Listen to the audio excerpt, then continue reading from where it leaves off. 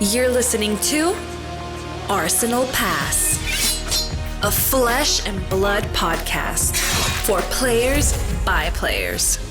And all about strategy, leveling up, and the latest news in the world of Wraith. Welcome to Arsenal Pass. Hello everybody, welcome back to episode 53 of Arsenal Pass.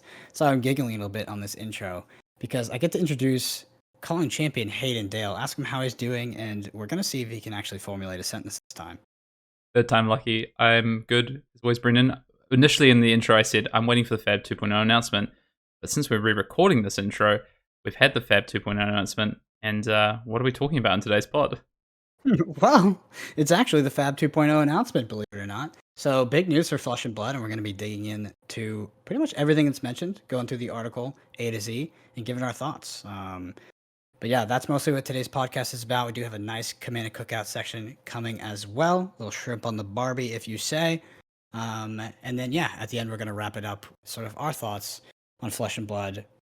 Looking forward, right? You know, are we feeling good about the game or bad about the game, et cetera, et cetera. We go into some sort of, I don't know, philosophical points, right? Talking about how to run a business, expanding, things like that. This is weird. We have an amazing review, by the way. We have the funniest. You better stay till the end because it's the funniest review I think I've ever read, and it was oh my god, spot on. This is so odd because we've recorded the pod and we're re-recording the intro because today we were actually going to do a pod on the future of limited formats in Flesh and Blood because I think that's something that I'm really interested in talking about as we found out that there's going to be one supplemental set and just one standalone set this year. But as we went on to record, the FAB 2.0 announcement dropped. It was way bigger than we thought, and we ended up talking about that for a big section of the news, and then this, like Brendan said, talk about just Flesh and Blood in general. So that's ended up what the pod is, and it's so weird that we're doing this intro post-recording the pod. It's such an odd thing to have happen. Maybe we'll do this more in the future. Actually, I don't really like it. It feels weird, so let's not do it.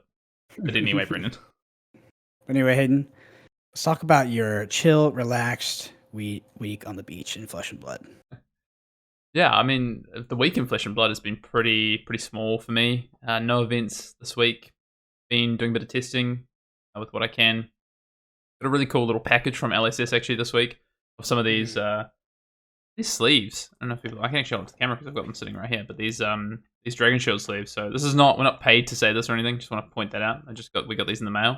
I haven't opened any yet. Have you opened any yet, Brendan? Yeah, I'm just surprised that you didn't have $100 bill in your package. They left it out. Yeah, I have to message them about that and say, where's my payment for the plug? No, not at all. No, I mean, I think there's a cool, when they announced that they were doing this partnership with Dragon Shield, obviously we've got these sleeves, the promotional limited edition sleeves for ProQuest season and the calling. I'm interested to see how those things go. But yeah, getting my hands on them for the first time, I mean, they feel like good quality sleeves, like what you expect the Dragon Shield. I like the printed sleeves in general anyway, but they seem to ding a little bit less in the corner and have less issues, which is quite nice. So I like them for playtesting and for things like that, but I prefer like plain colored sleeves for events. I don't know why, just a psychological thing. I'm the opposite, actually. Oh, really? I don't like the plain colors. Yeah, so for me, like I just have this. I guess I like kind of like finger my cards with my thumb at some point. So I will like get like these little marks on my sleeves, and they're just not like you can't see them with the art sleeves, but with like any kind of light pure single colored sleeve, I just end up having to replace pretty often. Interesting. Yeah, okay, maybe I'm a bit gentler with my shuffle, but I really like the Dragon Shield dual mats at the moment. I didn't think we were going to talk about sleeves from our podcast here, but I really like the dual mat sleeves. I like the black backing, how they look really cool with the border, and then just the colors you can get on the back. I like either the blue, I don't know what it's called, or just like the turquoisey kind of color. Well, on that note, my favorite is actually I go between my favorite sleeve. I feel like it changes all the time, but right now my favorite is actually, and this is going to be fighting words for Hayden, so relax. It's going to be the mint katanas. I know they push to the top. I know, but I like the way they feel, and I do double sleeve them, and I never find them pushing further high enough to the top that it's an issue. Gosh, that was a tough sentence for me, but I do like them. Those are my sleeves of choice right now. Yeah, I don't like the katanas. I don't like the way that they kind of push to the top. I think they have a nice shuffle action though. I got to be careful, right? What if Ultra Pro or Ultimate Guard want to sponsor us or something? Careful about talking smack about these sleeves, but I don't also like the colors slightly different on the back to the front of the sleeve. That something about that puts me off. So like I had the orange ones, it's like a different orange, it's like a reedy orange and like an orange. I'm like, oh, just little things, I can't do it. So I was an old school KMC player's choice. Those are my favorites, but I mean they're long. Well, the quality of those that they used to be are no longer available. So it's just jewel mats for me, and then testing sleeves, probably some of the art sleeves because I feel like they last longer. Yeah. Anyway, Brendan, that's my week in Flesh and Blood. It's been all about sleeves. I'm heading home to New Zealand for a week tomorrow, so I'm packing up my stuff, and just got back from. I was down in Melbourne, which is not far from Sydney, watching the Formula One for the weekend, which was great. Had a good time there, and so not as much Flesh and Blood this week, although a little bit. Quite the lifestyle, just Formula One on the casual weekend. So for me in Flesh and Blood, I guess it was pretty chill. I went to play a Battle Hardened at SCGCon Dallas. Just went to hang out, play, and ended up doing decently well. It was Blitz. I was playing Viscerai. I ended up losing in the semifinals, which I actually had no idea that there was any prizing outside of first. I thought it was still the old prizing, which I know is. I think I just continually surprise Hayden in how uninformed I am on just general Flesh and Blood things because sometimes it just doesn't matter. But yes, I was informed right at the time. I was like, yeah, if you win this, you get another PTI. I was like, what? Crazy. But then I ended up losing, and I think I won some money, and I got a really cool playmat, the Vexing Quillhand playmat. So all in all, good weekend. Good weekend turned a better weekend because Michael Fang actually showed up from New Jersey, calling champion at, what was it? It's the calling Dallas. No, it's the calling Cincinnati. Right? Yep. Wins calling Cincinnati. His flight got canceled, so I was able to host him on Sunday night through Monday evening. And we just got to hang out, play some games. And yeah, he's a great guy. Yep. Awesome stuff. And that event is funny. I said to you, no, it's not funny. It's not funny at all. But I said Brendan's back to back on the trot, losing win-ins for PTIs. So yes, I actually am. Yeah, I thought about that too. Yeah, I mean, that's a narrative. I also have the narrative of just never really winning anything of note. Oh, I was getting right there. Hey, PT's coming up. PT's coming up. Yeah, I'm just banking it up. All right, Hayden. So with that, let's go ahead and head into the news. We've got a big announcement that actually just hit. You and I had to pause the podcast to actually go read up on it, and that's going to be FAB 2.0. So Hayden, in classic fashion, I'm going to let you run us through the points. Of course you are. Yeah, we just had a little break. I mean, actually. This is a big announcement, FAB 2.0. So I think we just stopped for about 15, 20 minutes to digest this and go through it. And now we're going to give you kind of, I guess, our reactions and thoughts to FAB 2.0. So what is FAB 2.0? Well, James White has released a statement on fabtcg.com and basically said that FAB 2.0 is a collection of, I guess, announcements around the future of the game, but not the gameplay system itself. It's more around, releasing of product, of formats, of the way that Flesh and Blood is going to, I guess, work from a larger perspective, not from the actual game itself. So, as this is a collection of changes to support the better delivery of our mission in the coming years. The first thing here, Brendan, is retiring First Edition. So I think this isn't really coming as a massive surprise. James had already alluded to this in the interview he did with Flake on the Instant Speed podcast. He said that, they are aware of the issues with First Edition and Unlimited. And in this announcement, James does say, with the growing need for access to cards on day one, you're seeing a massive skew to First Edition over Unlimited, and it just doesn't really fit the system anymore. So that is what's happening. I think that kind of makes sense, right? You were expecting this as well? Yeah. I'm a little I'm not totally in touch with it, right? Because, I just buy product, I buy cards, and I haven't felt the pain of this sort of First Edition Unlimited problem, right? I would usually sort of buy the initial product, and then Unlimited would be there for draft and sealed and things like that. I do want to preface a lot of our takes on FAB 2.0 by saying that, our opinions are going to be based from the player perspective, and that is what Hayden and I are. So how this affects, potentially you as a listener, as a distributor, a store, things like that, that is a bit out of the scope. Yeah, a collector, it is about out of the scope, and it will not be what we're focusing on. So there is a possibility that what we say is slightly short-sighted in the sense that, we're not thinking about how it affects those shareholders as well. Just want to preface that because, of course, there's some things that are good for players that are just terrible for other people. You know? I don't think people are coming to us for the take of a collector. I think people are listening to the pod for a take of players. At least I hope so. And if not, in year 53 episodes in, I have a bit of a rude awakening for you. But so yeah, retirement of first edition. What's the plan moving forward? Well, James White says that starting with Uprising, which is the set that we're going to see on June 24th, which is the standalone set, that there is no differentiation between first edition and Unlimited, just Uprising.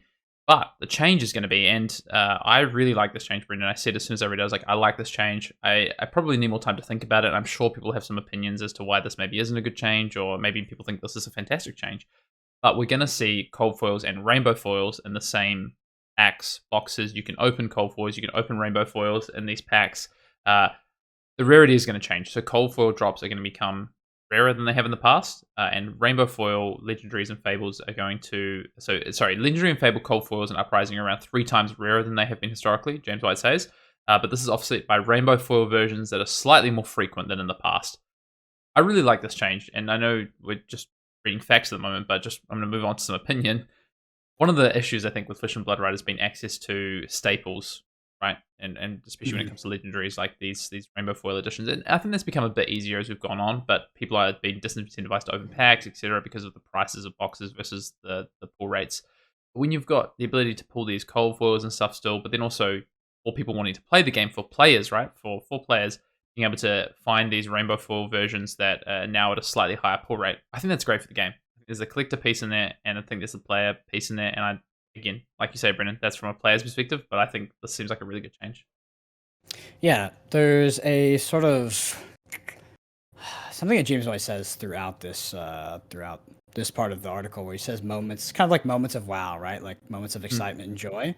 And I think this allows for that, right? Increasing the rarity a little bit, but we still have access to alternate editions of cards, whether it's the rainbow foil or the cold foil, which is the rare version, and of course the alternate arts as well, which they do kind of double down on this, give it its own rarity. We'll get to that.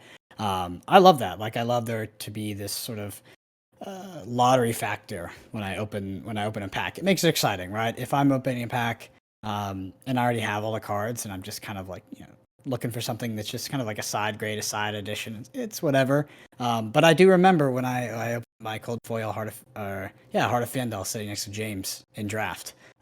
So I remember that moment of sort of wow and surprise. And I think that this might be the direction to recapture that kind of stuff. Yeah. I think it's awesome. I think it's a good change. We'll see how it pans out.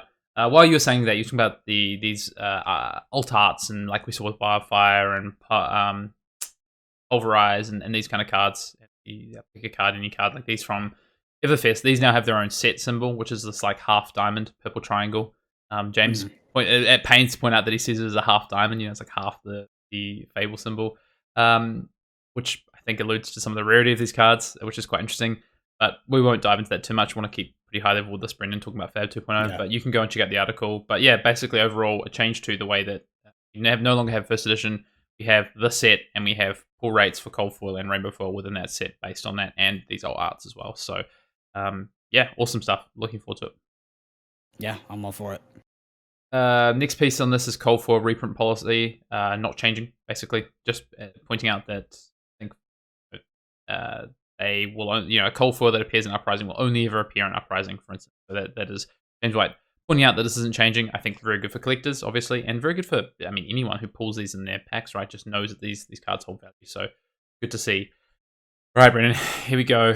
And past, present, and future, we've got an announcement of history packs, which is going to allow access to product or cards from the first 3 sets. So these now out of print sets in the form of Arcane Rising, Welcome to Wraith, and Crucible of War initially. But James has said these history packs will release twice a year, and they will have cards from all of these sets. So there'll be a history pack for History 1, and History 2 would be, for instance, I assume the next group of sets up to Everfest. These are whiteboarded cards, non-foil. Yeah. So I think most people dislike whiteboarded cards. I didn't come from Magic, so I didn't experience that the period of having black border cards and then white border cards and then going back to black border cards. But controversial take is that I do think that it is somewhat not negative to have like a very distinguishable differentiating factor between sort of like the more collectible cards or the more collectible packs or cards or boxes versus this more widely available history packs.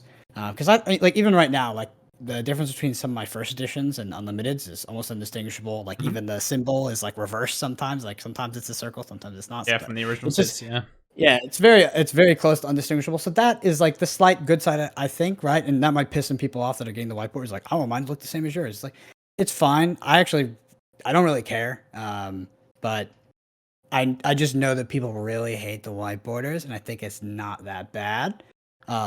But let's look at the bright side. You can buy these Yeah. freaking generics and majestics everybody's been complaining about, and like that's good. More access to games, more access, better, easier access to these kind of cards. I think it's a very positive thing.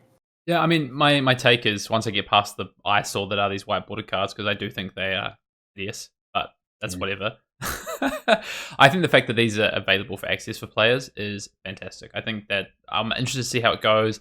The the box configuration is different. There's 36 packs, 10 cards per pack in these, so there's a bit of a different configuration. Do we have the RRP? I'm just looking up to see. I don't know if we have the RRP yet on this, so I'd be interested to see what that looks like. 36 pack boxes is interesting. So it's the Crucible pack configuration, but a 36 pack box. Interesting to see what that kind of leads to. But yeah, the other thing as well is that with this announcement, we have this Black Label announcement. So this is kind of interesting to me. I'm not really sure what I think about this yet, but initially with these history packs, there'll be a small print run of Black Label, which will effectively be blackboarded versions of these cards. So, I mean, I don't know. That seems fine, I guess, in principle. We'll see how it plays out. There's almost like a first edition and unlimited for these history packs now. But the really cool thing, I think, is that we're going to see first prints of foreign language, so non-English language printings, which is awesome. So French, German, Italian, Spanish will be the first 4 official English language prints. So Hayden, let me know if I'm wrong, but I believe the non-English languages are black labeled, and maybe they switched to white. But that the English history packs are actually just going to be white bordered. Yeah. Right. Sorry. Yes, you are right. So history pack 1 in English is only printed by the looks of it in white bordered, and then history pack 1 is initially releasing in black label for those 4 countries, those 4 regions, those 4 languages. That's happening on July 1st. So very soon. And then the history pack for English is coming on May 6th. So yeah, it seems like a really smart way to get some of these reprints into the hands of players, right? Which James has continually talked about. So we will see how that goes. So that's the thing is we are giving a player's take. We're also giving a competitive player's take. Card availability, I'm all for it. Like, especially if you can still maintain some sort of a collector's market and, let people have value in these cards as they hold them and play them and, stuff like that. But giving other players access to these cards so it doesn't, the limited edition of those, the staples doesn't impact competitive play, which it probably has to an extent. I think it's really good. I'm all for it. I want people to have all the Command and Conquers in the world, somewhat to an extent, so they just can't complain anymore because it's a ridiculous complaint. I agree. I just want cards in players' hands. Go to armories, and it's been a thorn throughout the history of this game. Is in certain periods, just card accessibility has been so bad. Like, it's been tough, right? This hopefully fixes a lot of that and gives access to reprints for players. So you get rewarded for being an early adopter of these sets, right? Like, I picked up my Tales, unlimited or first edition. I've got my nice looking black border cards, but hey, further down the road, I've got my Maiden to it. Really want to make sure he get the cards in his hands. Hey, sorry, Peter, you got white border cards. You know what? You get the cards to play with. It's fine. So anyway, let's move on. Part 2, playing the game is more about competitive play. I think this flows on from this card availability piece. But there's a few things that are announced here. Not really going to dive into these too much. I would say go and have a look at these. These are more things that are going to happen in the future, but more storytelling, world building, character development, and integration of lore into play experience is a focus for LSS moving forward. I think that's really cool. It's good to hear. So this means investing in characters that us as players know and love. So we see the return of Dorinthia and Rhinar in the classic battles as an example that James White uses. Bravo returning in Everfest, controversially. I think we'll see a lot of these things moving forward. Publishing more lore books, that's really cool. So different, I assume that means just different lore and diving into the world of Wraith a lot more, which is really cool. And the last one is products that offer play experience that bring fans into adventures, conflicts, and story arcs that are happening within the world of Wraith. I think that's really cool. I think that's points to UPF. Sorry, not UPF two, PVE, and James does further down talk about PVE, and that it is coming. Yeah, like I think we can just kind of like TDLR our thoughts on all this stuff and just say Hayden and I are very much in favor of the casual format being pushed and there being more of a focus on it because, as we've spoken about, I think quite a few times throughout the past year, is that the lack of development in that space has been noticeable, right? Well, whether it's UPF or it's more of like a role play aspect where you can dig more into the lore. We had the lore book initially, and we all loved it. They actually talked about it in the article. Yeah, everybody loves it. Everybody wants it. So just like we just want more of that. Obviously, Rhino Dorinthia is kind of a step in that direction. But Hayden and I, we're all for this, right? We're pretty satisfied with competitive Flesh and Blood at this point. I think that it has exceeded our expectations if you would have talked to us back in 2019. So it's time to, kind of develop the casual side as well. And I think that this is, this all looks really good to me. On the competitive side, it did look good, but maybe they should not punt ban restricted list. But it's a conversation for another time. Let's talk about Commoner, Hayden, because this actually looks cool. I don't know if it's going to be a tournament supported format, but they do give the official rules on Commoner. A format that I haven't got to try it yet, but I would like to play. I've tried it. Yeah, it's good. I'm happy for it. I think it's another thing that LSS need to balance, but they need these, like you just said, they need these formats for all levels of play, for grassroots play, for in-store play, for kitchen table play, for casual play, and I think this is an important piece. They also do say that PvE is like going to be what does he say? A flagship social play product. Like that is, I'm so glad that we're seeing that be put in focal, as a focus for LSS because these kind of things are so important. The depth of lore in this game is something they've clearly put a lot of effort into. Now take the next step, put that into PvE, put that into these things, and have access to formats like Commoner as well for people who love the lore and they start to transition into the game. Probably a better casual format than Blitz's, to be honest, right? Potentially. I mean, I'm just going to put that out there. So yeah, this next part is reformatting casual play formats as well. So yeah, Commoner's now an official format. It's great. There's official rules there. It's very similar. 40 card deck, 11 inventory slots. It's basically Blitz without rares and logistics and legendaries and fables. Yeah, I'm down for it. Right? They have official rules now. They even give round timers here. I think it's good. Why not? It's a format people are officially, playing, yeah. Right? Yeah. But in regards to PvE, I don't personally care. I've never liked PvE, and I know people are going to be really pissed when I say that. I don't know why. I just personally don't like it, but I'm happy that they're doing it. They're finally expanding on it. They first had it back in the Calling Auckland, and I think it was actually, was that actually in the end of 2019 or early 2020? It was early 2020, and it was the beat up the car. Yeah. Which is a cool thing. Yeah, no, I think it's. I mean, personally, saying not really my thing, but I think it's really important to have. And Flesh and Blood has this big side of that was unexplored in the non-competitive play space, which is like beautiful art, beautiful lore, amazing stuff happening in the world of Wraith. Like, give that a home and give players who want to experience this PvE way to do it. So it's coming. It's coming apparently. Part 3. Called Hello Elo and Recognizing Excellence. So changes to the Elo system is now going to introduce K factors, which basically means that there's different, multiplier factors for these events. So ProQuest Road to National is now the lowest multiplier of Elo. So less is gained and less is lost in those events, and then all the way up to World Championships, which is effectively 8 times the value of a ProQuest. So makes sense. Good to see a differentiation. Interesting to see that they're introducing Elo for events under national championships they're calling. So Battle Hardened and Road to Nationals and ProQuest now offer, Elo opportunities, which James in this article says an opportunity for communities to have more of these events and the Elo boards be more reflective of a up-to-date, I guess, location of best players in the world. Is it good? Is it not? I don't know. I don't know. It could be either. There is a question. So, there's actually something I want to point out. It says going forward, ELO ratings will apply to, and like what Hayden just said. So does that mean that the Battle Hardened I played last weekend, if it was now this upcoming weekend, would have been rated? I don't know. They don't really give a date. They say going forward, as well as what was the default K value before.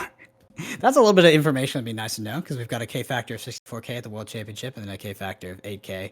By the way, if people don't know, this is like a multiplicative variable that applies when you play against another player. You have your ELO versus theirs, and this affects how much you lose or gain. on that. So I wonder what the default variable was, and in regards to these lower tier events, Road to Nationals and ProQuest, I don't know. We'll see. It could be good, but it also could be annoying, right? Who knows? It's so hard to tell at this point. Yeah, I think it seems positive. I don't know. Yeah, I really don't know. I mean, At least it's not XP. I mean, like we're coming from the worst, like we're coming from the bottom of the barrel, so I really don't feel like we can go downhill from XP qualifying.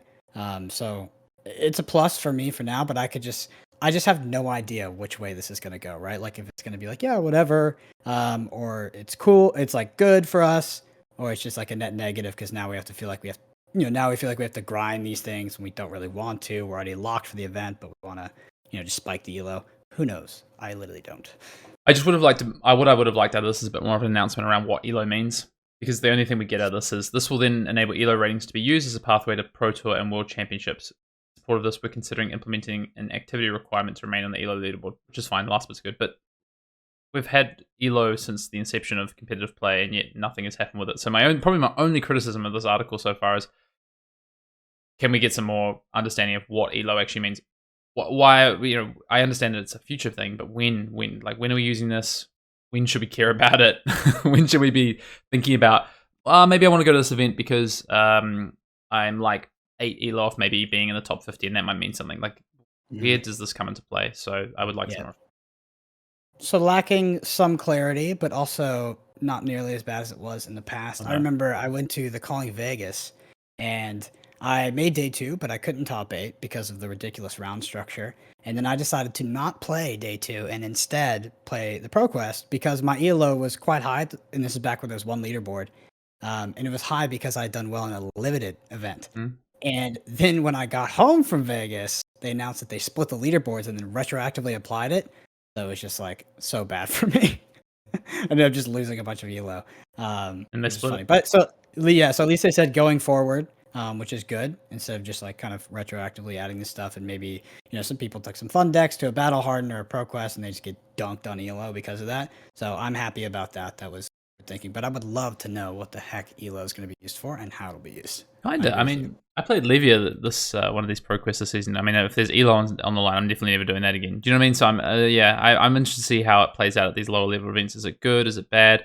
Did you see players who are near the top trying to now not just farm gold foils but ELO, or is that actually not how that's going to work out and they risk losing ELO and don't want to play? Yeah, I'm interested to see how it works out. Critical question, actually. Are you allowed in Flesh and Blood to have multiple gem accounts? No. Definitely not. Okay, strictly not. Okay. I mean, I don't know that for a fact, but almost certainly no. Well, it seems like there's I'm just trying to think if there would be a benefit before now, right? Because like now you could just have like your other account where you go play fun events on it, and like I can go play a ProQuest and not put my 1700 constructed ELO on the line against a field that's probably all 1500 or mostly. Yeah, so, no, definitely not. I mean, I think it would be good. Like if we could do that, I think it would be good because there might be a situation where we're actually heavily advised to play these things, and it locks some players out of playing. Well, that's what they need to work out. That's what they need. But using fake accounts and faux accounts definitely. No, just a second account, not a fake account. It's just like you just have an additional account, not fake. Like if it's against the rules, it's against the rules, right? I just don't know if you can have 2 gem accounts and like, oh, I'm just signing up with my gem account with this number for this tournament instead of. True. Can I have 2 licenses? So the one where I use when I want to speed through town to get to a meeting or something, and then if I get demerits or fines on that, I don't have to worry about it, and then I'll just bust out my other license. Well, I think it would be more akin to if you've ever played like a video game that has a leaderboard, you'd have like an alt account. Yeah, which are not allowed for the most part. Most of those accounts that's stated in their rules that you cannot have multiple accounts. Sometimes, I mean, that's definitely not the case with like League of Legends, which is probably the biggest example where they give pro players extra accounts. I don't know. It could be good. Like it would facilitate. We'll see how it goes. I think because it's tied to professional play and all that, I can't see that. But anyway, the ban and restricted list, there's been a change. Restricted list is being removed, which I think, for clarity, the restricted list hasn't been used because LSS say that just like cleaner for tournament play. They haven't felt they've wanted to use it yet. But what that's being superseded by is a suspended card list, which is really interesting. So The suspended card list is if a card has been suspended, it's not legal for tournament play, and at the time it's suspended, a time frame of suspension will be indicated. So examples could be as below. Until the next scheduled ban and suspended announcement. Until 30th of June 2022. Until hero name, insert hero name here, becomes living legend. It's almost like they're saying, hey, May 2nd, we might say, until Star of the Show becomes banned, X cards are suspended. Who knows? But anyway, we've got a suspended card list now that can be used. This feels a bit cleaner to me than a restricted list, and feels like maybe something they might actually want to utilize for moving towards this living legend sort of status of heroes without, using the ban and restricted or the ban and suspended now as a balance and not really impacting what they want to do with living legend down the track. Good. Yeah, sounds fine to me, right? Like, there are some weapons that were just straight up problems, but those same weapons are probably going to be hit by a ban list anyway because they're attached to heroes that might not be turboing to living legend, like the the offenders that are using that weapon, right? Very true. Next part is what's a hero without their trusty and other matters of becoming a legend thing. But what this is basically saying that there is heroes. So, each hero has their signature weapon tied to them. So for Bravo Showstopper, that would be Anathos. For Katsu, that would be Harmonized Kadachi. For Rhino, that would be Romping Club, so on and so on. The weapons that are effectively released with them. You can see the full list on the card, the Gallery page, I believe, or on this FAB 2.0 announcement. But basically saying that if a hero becomes Living Legend, so does their signature weapon, which is really interesting. So something to keep an eye out for those formats. So, Lexi Livewire becomes Living Legend. So is Voltaire Strike Twice. Yeah. Yeah, like I said, okay. What? Chain, Galaxy Black. I knew there was going to be a funny one. That's what I was looking for. I was like, which one just doesn't make any sense? So, it's just kind of funny where this, ancillary card that's, not very good it just gets banned. Ira Crimson Haze, Edge of Autumn. Yep, Edge of Autumn. That's funny. Anyway, so in this announcement, in this part of FAB 2.0 announcement as well, James does say that, Legendary and beyond, what their kind of idea is that Living Legend becomes a format of its own at some point. But this would obviously take a lot of time before heroes get there, so this is something for the future. But just putting on the radar that Living Legend at some point, best of the best fighting out against each other, the idea is this becomes a format in of itself, which is Lastly, yep, I totally agree. Seasonal programs. This is just talking about the Living Legend points, and I guess there's been a bit of concern. We've actually spoken about this. As more and more events get added, more skirmishes each season, etc., like the Living Legend points total becomes higher. They've just kind of said, they've acknowledged this and said that they see this is diminishing now. The amount of extra events happening is less and less. It's more about where these are happening, stores that are happening. These are happening at. So they're pretty happy with the Living Legend points system as it turns out at the moment, but we'll see if that continues. That's kind of it. That's Fab 2.0, Brendan. I guess anything that really stands, what stands out to you the most from this announcement? What do you think of this announcement in its entirety? Yeah, well, so two different questions. What stands out? Yeah, there's two different questions. I'm sorry. Yeah, I am really interested to know that if is there a possibility I'm going to be disincentivized from playing a Battle Hard and a Road to Nationals or a ProQuest because of where my ELO is and what that means, right? Because sometimes you just want to play those events because they're fun. Maybe you know someone who's hosting a store, you want to support them, or you just want to play against your friends. So I hope it's not exclusionary. And then I do also wonder if I can have a second gem account where it's I only get one invite, right? There's only one. I can only have one account that's generating me whatever. But I can play fun events. I guess these are not considered fun events anymore because they have a K factor ELO. But also they talked a little bit about casual REL in this article and clarifying that. So that's good. That's interesting. Any kind of clarifying of rules? Yeah, they did. And I don't think they said anything about it. Said they're going to.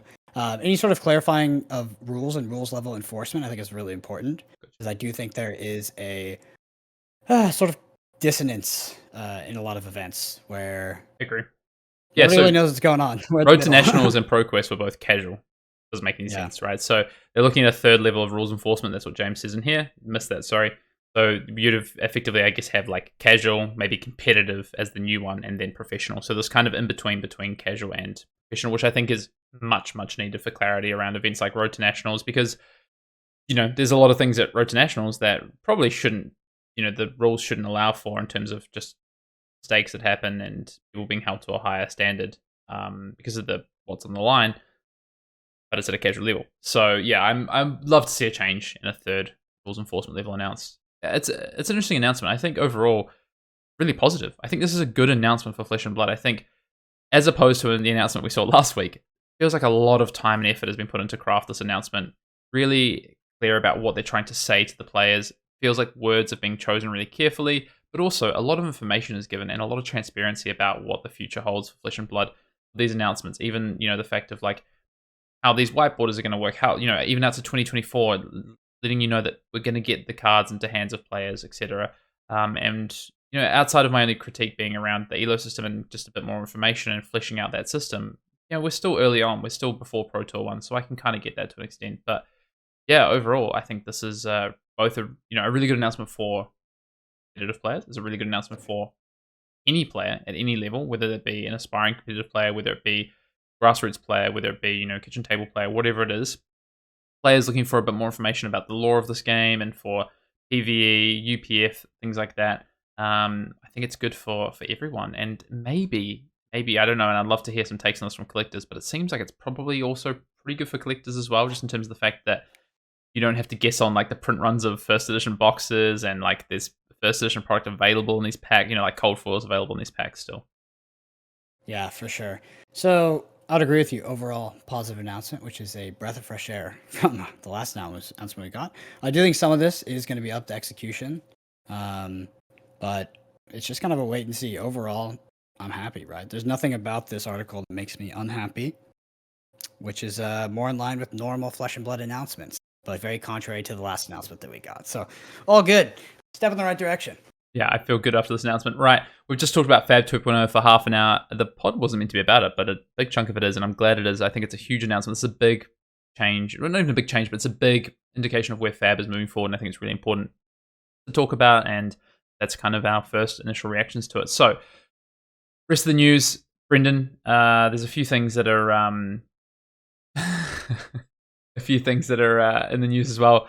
More Lock Hill. This is a piece of lore that's come out around the classic battles and basically, I guess, what is happening in the world of Flesh and Blood. World of Wraith, right? Yeah, sorry, the world of Wraith. It's about the battle right between Dorinthia and kind of resets a bit of what's happening in the world around, I guess, that kind of monarch piece as well around Solana. So.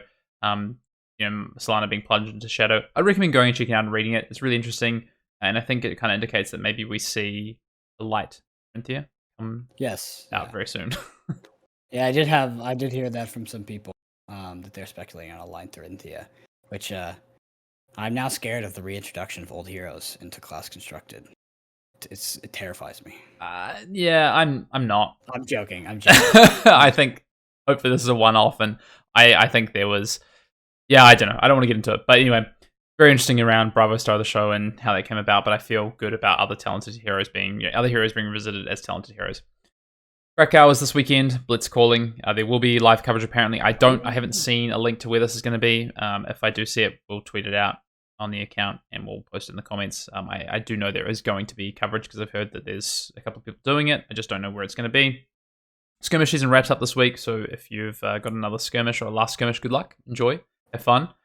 The cosplay card at Pro Tour / Calling New Jersey. This Taylor cosplay special promo has been revealed. Looks super cool. It's not tournament legal. This has been given out to official cosplayers at the event in New Jersey, and also there's one up for grabs for the best sort of like fan, public cosplay.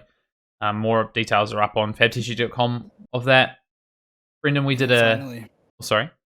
Well, I was saying, finally, they kind of released it without the details. We're like, wait, how do you get this thing? Can I just dress up? But it is by invite only. Obviously, that one that's going to the community. Yeah, I think it's a way to kind of help compensate people that are going there cosplaying, because it does add a lot to the event. So it's kind of like promos for players, but said promos for, well, obviously it's just promos for cosplayers. So I think it's cool. I think it's good. Unique hero. you can't get anywhere else. So I think it'd be quite the collector's item. Yeah, it will be, but it's not tournament legal, so I think it's from my perspective, I think that's fine, and there'll be more. Well, given out in the future. I don't think it's bad. I don't think it's bad at all. Yeah. I think it's good that those are going to have value. Yeah. Up on YouTube as well, we do have I put up another deck tech. Reiner was the second sort of my 2 Blitz skirmish decks that I put up, so that went up the other day. Go check it out. There's also a Dash one up there as well if you are looking for a deck to pick up for these last weekend of skirmish events. I just gotta say, Hayden, I almost had a bone to pick with you because I lost a skirmish because someone was playing your deck. Well, I tweeted at you, remember? I do. But guess who went undefeated at the Battle Hardened? And I squeaked in 8th place. Guess who had to face round 1? Same guy, same deck. And I said, ooh, if I lose this one, Hayden, he's not gonna hear the end of it. But luckily, turn 1 kill, no problem. Got past it. But yeah, he went it was Jeremy Tsai, I think his last name is, and he went undefeated in Swiss playing your deck. Congrats to Jeremy for no. going undefeated at Battle Hardened. That's a big achievement. 7-1, but first seed. First seed, sure. Okay, almost. Wow, in that case, I take back my congratulations, Jeremy. Should have been 8-9. Jeez. I'm kidding. All right.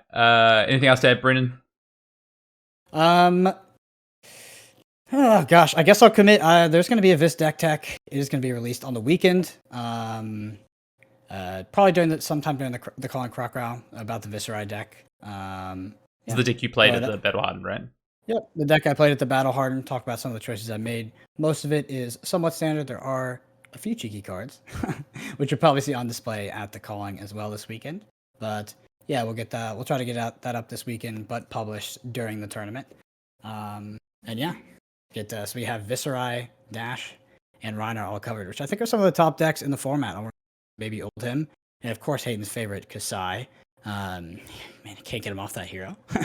And so finally, I want to say, big thank you from Hayden and I to all of the Arsenal Pass patrons. Again, what you do and how you support us does help the pod incredibly. So we are thankful. If you are interested in the Arsenal Pass Patreon, we do have extra content there, including extra podcasts, deck techs, deck guides, as well as some kind of cheeky things every now and then. Hayden and I doing sort of in the booth coverage of matches that I lose on camera, which there are a plethora to choose from. We're actually thinking about a new segment, but we haven't committed to it yet. That will be sort of more Hayden and I breaking down things with like full information, and just trying to give people like level ups. But we need to figure out how we're gonna execute it. But I'm excited. I'm excited for that part, Hayden. I think it's gonna be awesome. I think I like it. Yeah. Just we're in the logistics phase. All right, Brendan. Last week on the pod, we did say we've got our sort of 4,000 sub giveaway. Again, a big thank you to everyone who got us to that landmark. We have a box of FFS to give away. I said drop a comment on a historical figure you think would like or enjoy the Arsenal Pass podcast, and there was some hilarious responses. I think none better than old man Tan and Grace would enjoy the podcast.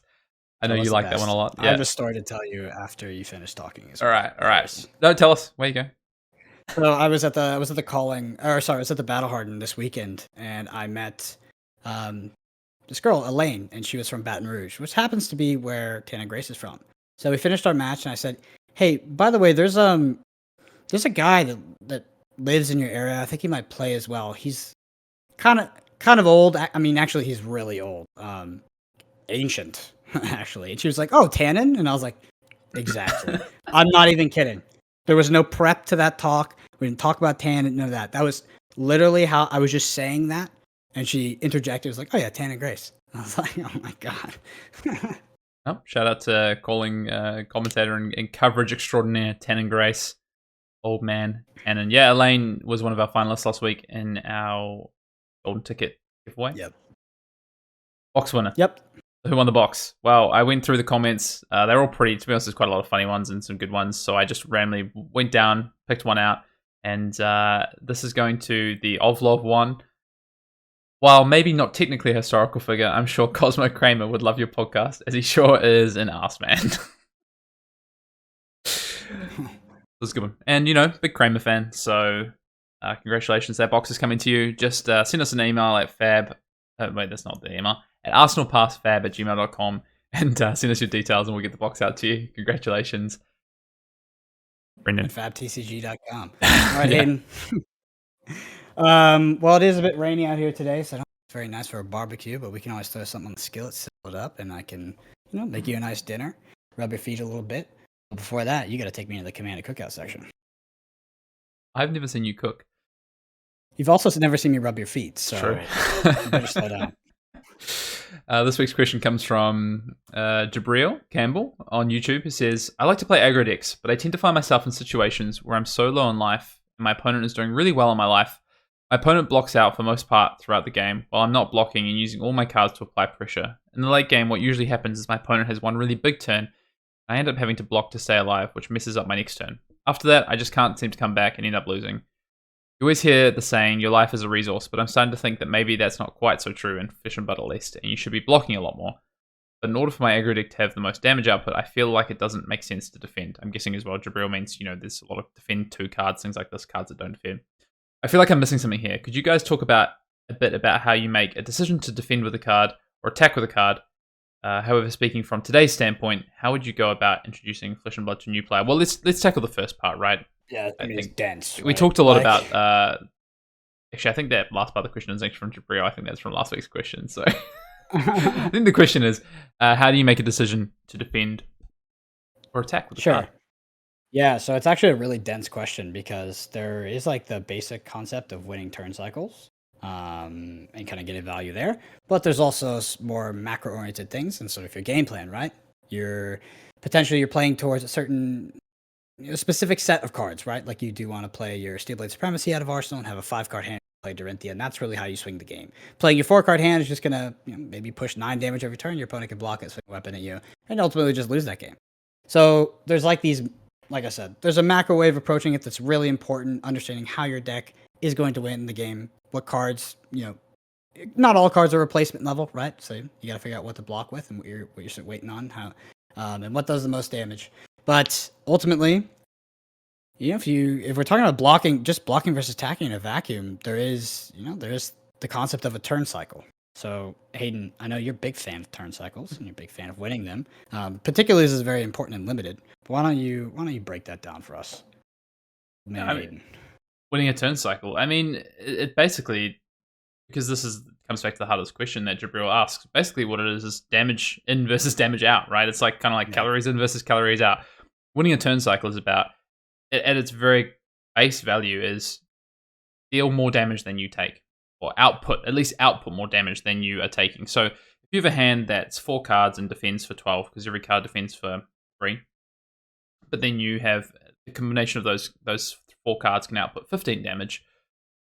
At a base level, to win that turn cycle from an out perspective, you wouldn't want to defend. But then there's so many other things that come into that, which is what Brennan's alluding to with this kind of meaty question. Is like, outside of that, there's like, okay, does my opponent have on-hit effects? Am I on a life threshold that if I go below X life, am I now going to be in danger of just losing the game to my opponent's next turn? Does my output of 15 damage actually, is it really easy to defend out?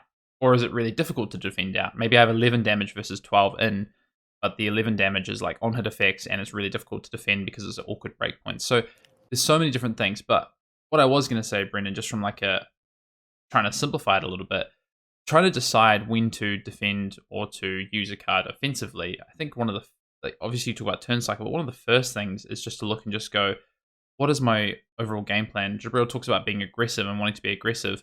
That doesn't necessarily mean that you never defend, right? I think it's about trying to pick your spots. And I think I'm just reading between the lines in this question that Jabril's asking, but I think what Jabril is maybe struggling with is working out and identifying the turns where they need to be aggressive. What do those turns look like? Not every turn is created equal. Some turns your output is going to be a lot less, and those are the turns where you probably want to defend more, throw cards, because the output you have is much less efficient. Yeah, then that's what I was going to point back to, because it is a very dense subject. It's quite nuanced, right? What deck you're playing, what your opponent playing. And there's also external factors outside of the game. How is your opponent posturing, right? Like, they might show you that they have the nuts. And if it's in blitz and you're on Viscera, you're like, well, I got to kill him. So you have to go for some higher variance plays. But my question was going to be on how you opened, which is, you're on low life. your opponent is on high life, and you're trying to manage your life, throughout the game. I would say as an aggro deck, my first question would be maybe you need a different aggro deck because you should be pressuring your opponent's life total. But what it probably is about is playing the 5-card hands, right? Playing the relevant hands. If we talk about a card like Plunder Run, right? That's a card that you would set up. You'd play it in Arsenal. And then when you play it out of Arsenal, it does have a great effect on that during that turn cycle and on that combat chain you play it, presenting on-hit triggers on every attack that you play, right? So it's playing around things like that. The damage that you can do is sort of mini setup turns where you do place a critical card in Arsenal. You're going to push more damage than your opponent can likely block with their hand. Maybe they throw armor and maybe even go over the top of that. And that's really, you're playing for those pockets, right? It's not just like a kind of a linear equation where you just play out your 4-card hand, because their decks are sometimes built to add value, right? Outvalue you. They're built to block for 9, swing for 4, block for 9, swing for 4, and they just win that race on a sort of mathematical level. Yep. I think that's it really, right? Like it's basic math is like the first level of Flesh and Blood in terms of just out versus in, which is how you grow that. And the 5-card hands is what you can breaks that cycle, right? Like these 5-card hands that over and above the average damage break those sort of gameplay patterns. I think my advice would be, because it's really hard to know exactly maybe where the challenge is for you at a macro level, is because you can go macro about like play by play, or you can go macro, which is like, the game plan you're looking at. And I think that's one of the best places to first start looking at when you're thinking about how do I defend or how do I use cards offensively. And that is try to find out like where you're leaking the damage, where you're losing these games. Because it's not just going to be, it's not going to be like on one particular small play. It's probably going to be on bigger sort of sets of plays. So I would start by looking at the turn cycles you're playing and say, okay, well, how much damage am I going to be doing here versus how much am I taking? Am I setting up the right turns to be able to do this? No matter what in the current state of Flesh and Blood, you need to be able to find turns that have spike potential, have big damage potential. If you're just doing average damage every turn, you're going to really struggle to win games in this format, especially if you're not trading cards efficiently. So one of the first things I would say, just based on this question to look at, is go back, take a step back and say, like, where are my big turns? What do my big turns look like? And start trying to play a little bit more to those turns if you can, Jabril. Like, start trying to set up some of these 5-card hands rather than just trying to throw damage every single turn, play hand to hand. Try and start to think about, okay, what are like the key cards I could Arsenal and look for? And just try to find 1 or 2 5-card hands every game. And then think about that turn cycle math that me and Brenda both talked about. Where you're losing turn cycles, probably just try and trade those a little bit more if you can. Use some of those cards. You want to protect your life to some degree. Even if it means that you are still leaking some damage, you still need to protect your life when you have bad turns, right? Yeah, I mean, even if you're the aggro deck, it is still often it's going to be a value-oriented game, right? So if you do find a pocket where you can't utilize your entire hand, you do have some cards that block very well that turn, or your opponent presents an on-hit trigger that is going to deal a lot of damage to you, it might be better to defend, right? Particularly someone Aether Flares you have the blue to pitch for it, be like, wow, my turn is so much better if I just have this blue. But that there's potentially something coming after it. Yeah, maybe you should block that turn, right? You just got to pick your spots. I think that's the heuristic. You're sort of, if you're as the aggro deck, you're playing your 5-card hands and you're picking your spots. Not every turn is kind of equivalent. Do you know what I think the base problem is that I think when we talk about Flesh and Blood, aggro is such a misnomer. Like, it's not traditional archetypes like it is in other games, and that's why I think it's tough as well, is that being a quote-unquote aggro deck in this game is very different to other games. It doesn't mean that every turn you're just offense, because the game is about give and take. It's about push and pull. It's about using your life as a resource like Jabril talks about. So I think the kind of like the archetypes that we try and force things into don't quite fit. I try to talk about things more as proactive and more as about being on the front foot, and is about trying to set up turns, or is it about trying to pressure each turn, like more so than being necessarily a quote-unquote aggro deck. Because you could say that Dorinthia is an aggro deck, and you could say that like Katsu is an aggro deck. You could even say that like Bravo Star of the Show is an aggro deck. Some people might say, but like these decks are all actually proactive. It just really depends on like what flavor you're trying to set up and what your cards are trying to do hand to hand, and what things you're specifically trying to do with each of your 4 and 5 card hands. Yeah, my favorite archetype is the money deck. Currently in the form of Viscerai, where I just draw my Majestics, pop my Majestic weapon, and deal your entire life total.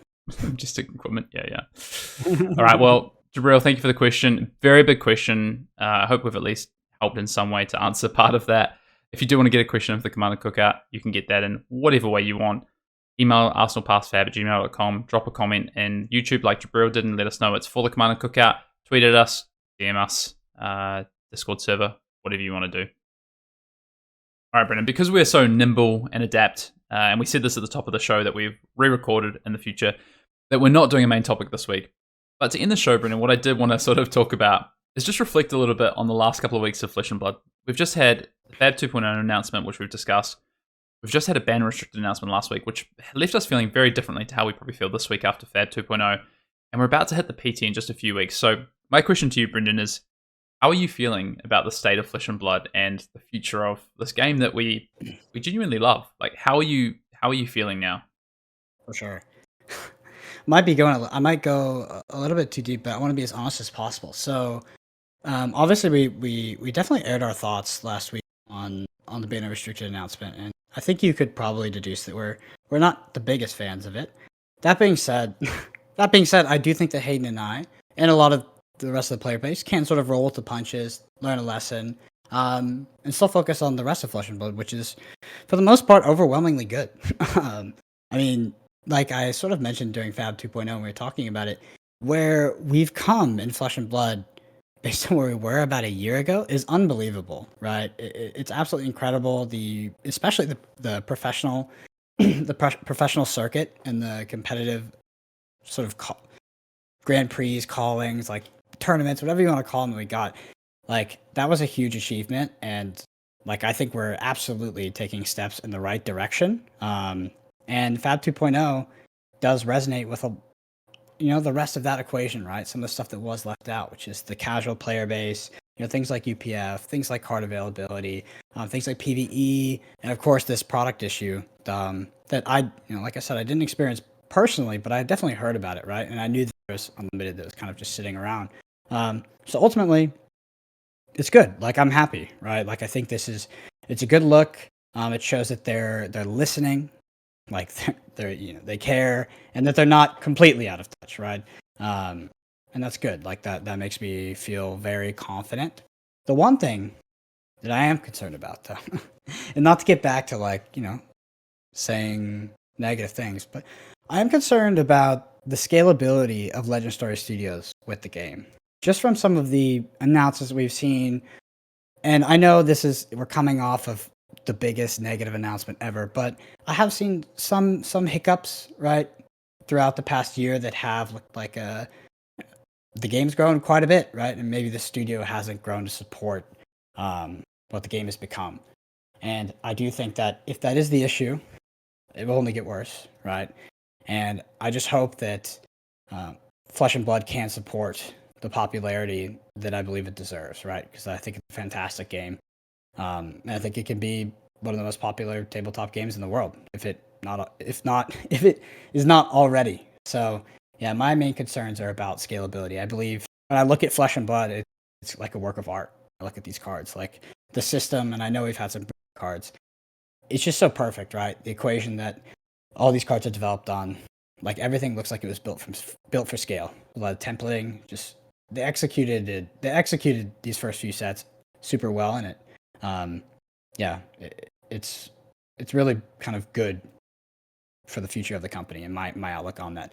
But as we're sort of in this middle stage, and I think on the precipice of something much bigger, I do hope that the internal operations company can handle that at an international scale, which is, I believe, where we're going. Yeah, it's like a question of, is it a teething issue or is it a sign of, things to come? And hopefully it's just a teething issue and LSS can take on these. I think the good thing so far is they haven't made quite the same mistake twice. Although, Bravo and Dawnblade, there's some questions. But so I think for me, reflecting as well, similar to what you've just done, Brendan, is that I feel really positive coming off of the announcement of FAB 2.0. I think to me it's really clear that James White's vision of this game is so grand and it's so huge and it's so fleshed out. He has a really a good understanding of where he wants to go, where he wants this game to go, and what he wants for the players, what he wants it to look like. And that's, I think, really, really clear. I think for me, it comes down to a couple of things from I just echo a lot of things you just said, but from the thing that I think I want to see next is It's more about structural things. It's more about the probably LSS now looking internally a little bit, reflecting a bit about some of the maybe the teams they have, because it seems like it's coming down to just a couple of small things that aren't quite lining up. Some of these announcements you go, that doesn't quite make sense with what we've just seen. Is the eyes on this the way it should be? Is the process in there that it should be? Whether it be like the testing process, the sort of the quality control process effectively of these sets, to make sure that in down to the finest detail for the competitive play, for instance, and even for for just play in general, that they're getting the balance right. These are things that I think can be worked on and fixed, but they need to be really critical of themselves. I think the overall, the macro, the grand scheme, the big picture feels awesome. Like, this game is great. Like you said, the system is amazing. The way it plays is, you show this to a player, you show this to someone, hey, come check out this game, play 1 or 2 games. How many people have you heard go, nah, isn't for me? How many people have you heard on the flip side that go, wow, like, I'm so into this game? Like, it happens like this. It happens so quickly because it's such, at a fundamental level, the game just works and the system is so awesome.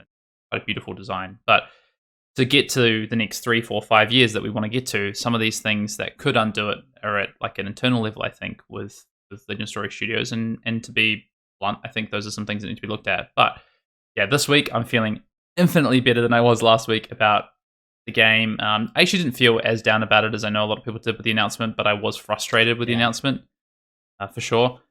But I'm excited for the Pro Tour. It's coming up. We're going to see some changes. Something's going to happen on May 2nd. I feel very confident that something's going to happen, to be honest, at this point. Whether that be Starbo's already reached Living Legend status or some other change. We're going to have the first Pro Tour, and then we're just going to roll through the rest of the year and have a really awesome time. Initially, we were going to talk about just the shape of Limited and what Limited was going to look like moving forward. That's a little bit of a concern I have. I really want Limited to be a part of this game, and I think James White does as well. So I think we're going to talk more about that, probably if not on next week's pod, then in a future pod, about what we feel about the Limited gameplay. But yeah, Brendan, overall, I feel good. I feel confident. Yeah.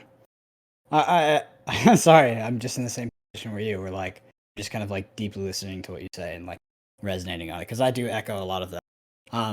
Such an interesting point for a company like Legend Story Studios. This sort of mid scale up to going big, right? Going international, just being like the total phenom. And we are there to an extent, right? At least in somewhat in popularity, but just everything that goes behind that.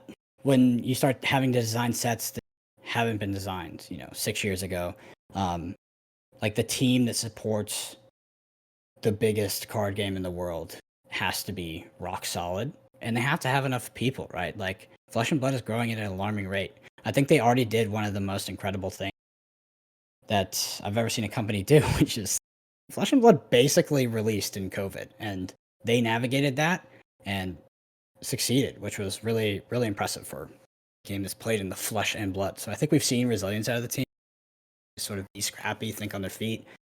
I just hope that they're able to expand and find the right talent that can support, something as big as Magic the Gathering or something like that. I think this is a critical point, right? It's funny because it's like one of those. It's like it's not really in the limelight, right? Like, the point we're at, it's not that sexy or anything. Not like, COVID hitting right when your game starts. Like, oh, can they get this done? This is like the very strict mathematical and like logistical question of, can you go from being a medium-sized company to a large-sized company that manages tons of people, international product and all of that at scale, and do it consistently while you're still developing, it's fundamentally very creative, which is the game of Flesh and Blood. And I think we're gonna have to answer that question over the next 1 to 2 years, which is gonna be interesting. Yep. No, I completely agree. I think it's on LSS to answer that question now, though, for themselves and be ahead of that. That's it, Brennan. As you say, FAB 2.0, ban restricted announcement, another ban restricted announcement coming on the 2nd, banned and suspended announcement now, and Pro Tour 1 happening, followed by ProQuest Season 2. Lots going to be happening in the next few months. We're going to be flying by the seat of our pants. I'm excited to see where we go next. But before we wrap up the pod, Brendan, I reckon you've got a review for us. Yeah, speaking of flying by the pants of our seat, we got a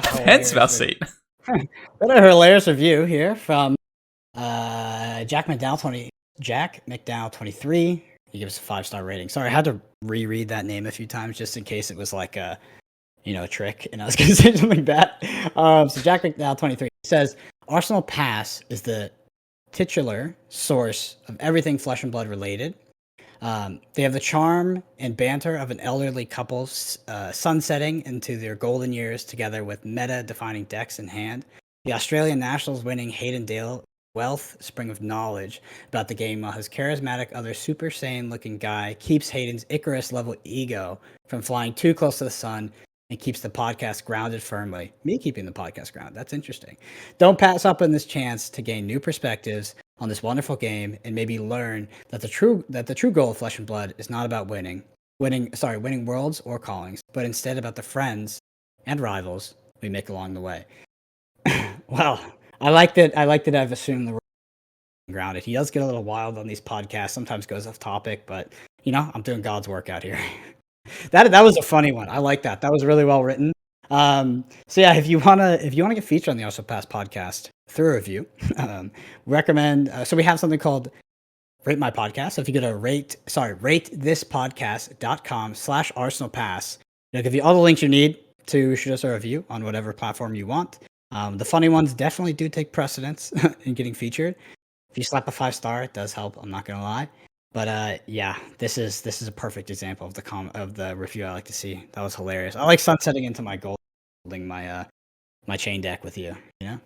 Talking about back in the day, people thought that fatigue could beat this deck. People thought it wasn't broken. All right. Well, yeah. Thank you for the review. Interesting take. No, I love it. I love it. Chris, level ego. All right, before we sign off, just want to plug the Arsenal Pass YouTube channel. Just let you know that we do have a lot of gameplay, deck techs. We've done some skirmish, blitz deck techs this season already, and Brendan's doing another one this weekend. Twitter, Brendan and I are both on Twitter. I'm at Fiendale or Fian_Dale. Brendan is at Brendan APG. Come check us out for all things Flesh and Blood. We post deck lists, sort of our thoughts. Brendan posts all sorts of random stuff on there, so you can go see that. You can interact with us, fire us a message, whatever you want to do. Patreon, big massive thank you to all of our patrons. Do have a Patreon community Discord, which is one of my favorite places to hang out and see hot takes. And as well, if you're looking for extra content, bonus podcasts, we do like video reviews, gameplay reviews. We throw up deck techs during the seasons as well, deck guides. Whenever we do a deck tech on Arsenal Pass for Less Constructed, we'll always throw up like a deck guide as well, sideboard guide, etc. up there as well. And yeah, just want to say a big thank you. Last week we hit 4,000 subscribers and did our 1-year podcast, and this week we're talking about FAB 2.0. So it's been an awesome couple of weeks. But until next time, Brendan, hear you in the next one.